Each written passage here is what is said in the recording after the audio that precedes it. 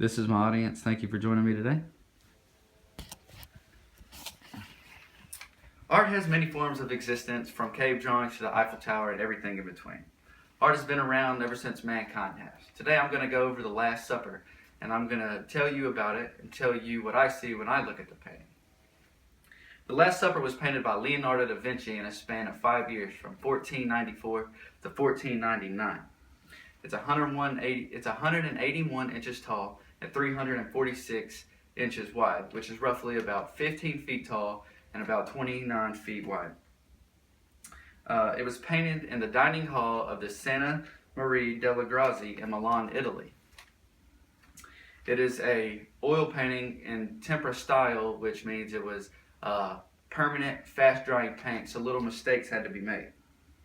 There have been a few restorations on it in the 1500s and the 1700s, but were stopped shortly due to public outrage. A major restoration occurred in 1978 and took 21 years because of all the deterioration from dirt and pollution. It was opened back up in 1999 and is still there today.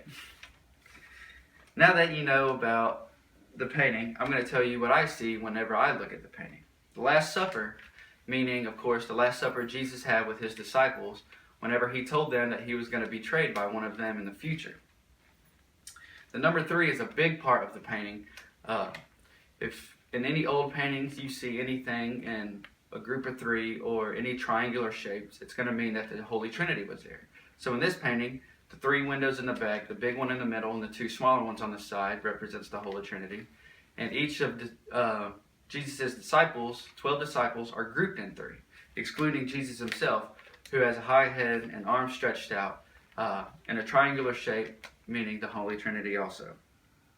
Da Vinci put them all on one side, which I'm sure the Last Supper was not actually, they just sat on one side, but he put them all on one side so you can see all the expressions of their face whenever Jesus told them about the betrayal.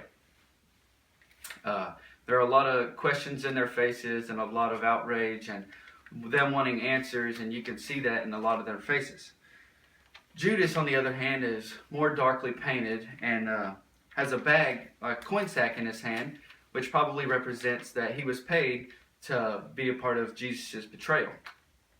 Also, the salt knocked over in front of his hand, it could represent that, the outrage of everything, the salt may have got knocked over. But in this case, the way I see it, there's an old saying, to betray the salt, which means to betray your master.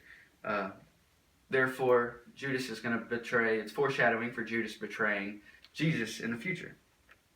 Peter, with the knife in his hand, standing behind Judas, you would think that he may have something to do with the betrayal, but that is foreshadowing for his violent reaction to when Jesus got arrested before he got put on the crucifix.